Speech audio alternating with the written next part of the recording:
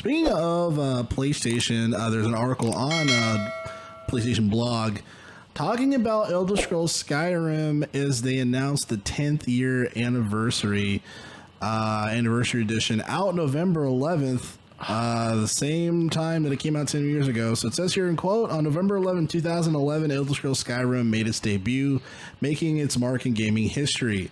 This November, Skyrim celebrates a decade of epic journeys, dragon battles, arrows in the knee, and of course, countless stories told by Elder Scrolls' most important denizens. That's why Bethesda Game Studios is celebrating Skyrim's 10th anniversary by focusing on those who chose Skyrim as their home away from home, the fans. So it says here, the anniversary edition contains the full game plus all 3 expansions, Dawnguard, Hearthfire, and Dragonborn, as well as all the enhancements found in the Elder Scrolls V Skyrim Special Edition.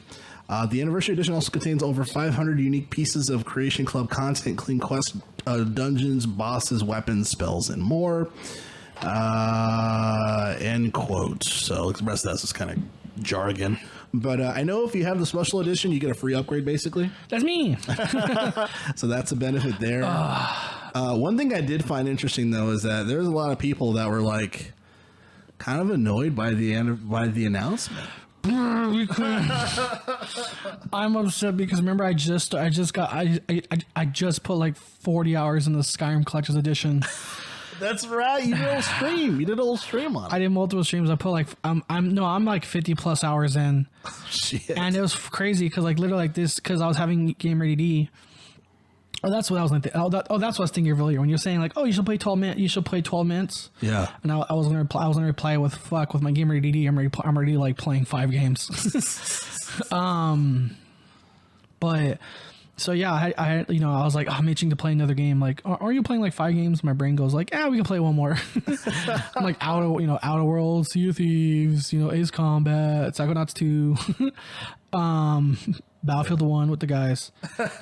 But yeah, I was like, I'm gonna get back. I literally loaded up Skyrim not more than 2 days before that fucking news dropped. Oh my god. So I had just put like again a few more hours in. I just put a few more hours in, and then the new one's coming out. I'm just like, fuck. And the thing is, a part of me wants to play it with a fucking Series X optimization.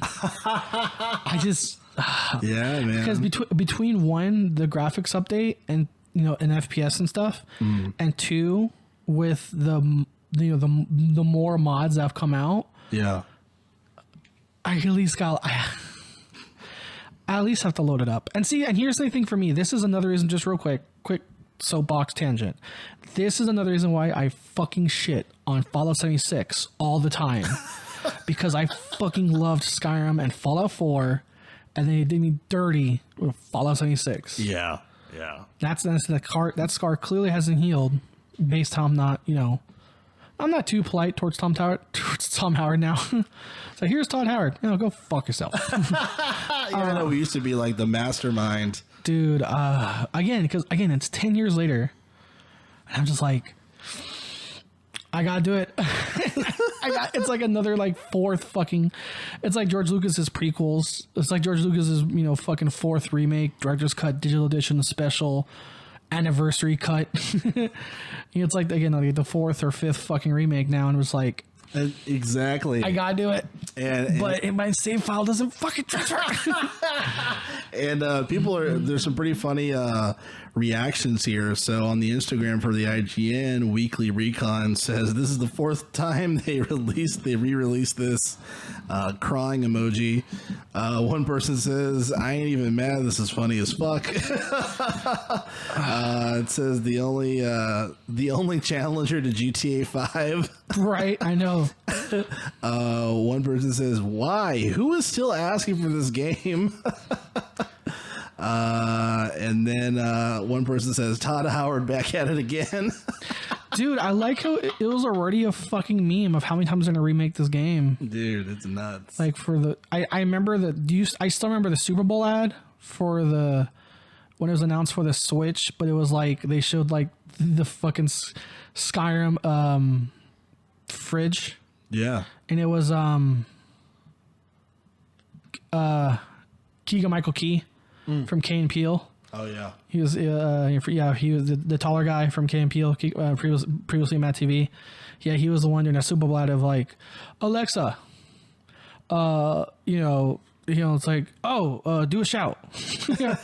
And he was like just voice. It was like a voice coming into the Skyrim game. Nice. And it's like 10 years later, and it's like because I completely get the 10th anniversary, like them celebrating the 10th anniversary, but really releasing the whole fucking game. Yeah, exactly. It's like a tweet. Well, an update. and Todd Howard kind of got spicy. He was like, if you don't want it, then stop playing it.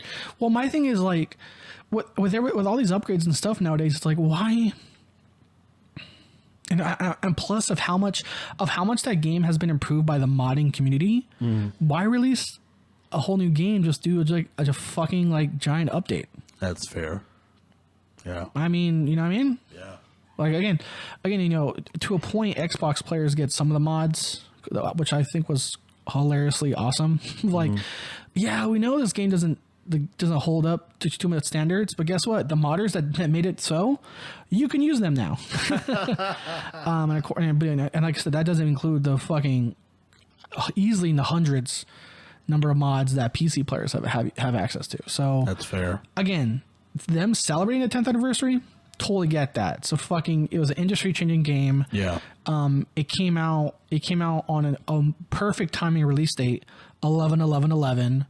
I will always remember my friend's kid's birthday because his birthday is the day before. He was born like at 10 p.m. Oh wow! So if you'd have just snuck in there for like two more hours, his birthday would have been 11/11/11. That's crazy. Yeah, but my friend's kid's birthday is like I said 11/10/11. Nice. Good stuff. Even though I'm like disappointed and like I'm like, I gotta try it. Goddamn Skyrim, man. I gotta try it, man. Yeah. Because here's the thing about Skyrim that's like another reason why this game pulls you in is when the game loads up, it starts doing the Dragonborn song. Sorry, it's like you load it up. It's like whoa, boom, boom, boom, boom, and then the menu loads up, boom, boom, boom, boom, boom, and you're like, fuck, let's go. And you immediately want to like, let me put 200 more hours in this fucking game.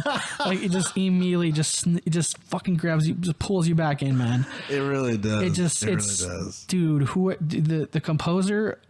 I wish I don't know, but I wish the composer was known by name of who did that. Jeremy something. I remember listening to the soundtrack on Spotify a lot. Dude, Todd Howard needs to kiss that man's fucking feet. In grad school. I think it's Jeremy Soule, Soule. Okay. Yeah. Todd Howard, find Jeremy Soule and suck his fucking toe. Because you owe so much of that game's success to that man. It's one of the greatest compositions in video game history. It's just, oh my God. Because not only with the trailer, again, with the game, I love everyone's first, like, to a point, everyone remembers of not their first dragon encounter, like a dragon encounter, because you're just like walking around like, what's that music? you're walking, you're just like, you're picking up flowers, you're picking flowers and fucking butterflies to make potions. You're just like, oh, here's iron. I need to level my smithing. What's that noise? What? Well, I'm hearing the trailer song. Right. I used to just want, dude, I feel like for Skyrim, just to go on this like tangent because we're here, fuck it. It used to be just like really good for like my mental health. I used to just pull up the game and just wander and just hear the soundtrack, dude. Like not even doing anything, just wandering throughout Skyrim and hearing the amazing soundtrack, dude. Like that, like calmed me down. That game for its time was the king of killing time by doing nothing. Yeah. Like even during my stream, there'll be times where like I was doing like a continuation, but at some point I had to stop. I kind of stopped doing the stream or like doing it's like off stream stuff. Because again, it's like I was telling you on the side how I'm playing the game, but me making potions, then me making potions and armor and weapons over and over again, and enchanting, doing this tedious fucking loop to level up. I'm leveling up, but it's not entertaining. I'm just like, I make a potion, so my potion levels up. I make a weapon, so my weapon levels up. I make an armor, so my armor levels up. I enchant it, so my enchanting levels up. And the way Skyrim works is the more traits you level up, the more you level up your hard level. So that's why that's why it's like in between streams I'm level 20 and we're back level 26. Just I can't even, because and it's not like it was like it felt tedious. It's not like, oh, this is stupid. Like, it didn't feel grindy. Again, when you're just like, hey, what have you been doing? I'm walking here to here, so yeah, what'd you do? Oh, not much. You having fun? Fuck yeah. You make a really good point, and then just kind of wrapping up this segment, it's one, annoying that these remakes happen, but then also it's nice because games as a medium do not age well by nature, and normally they don't. Yeah, you know what I mean? So by having the classics like this that absolutely, kind of have to have, I feel like, a remake. It's kind of it's like something as epic as King Kong or Godzilla, or just some of those classic films that should be remade just for the next generation to see the film or the movie in general, and they can backpedal if they want to see the other original classic remakes. There's just such an importance to gaming as far as for really making a remaster of a classic fucking game, not a bullshit. If there's a remaster of Cyberpunk, I probably wouldn't buy it. Yeah. The remaster version. Which one? The one where it works.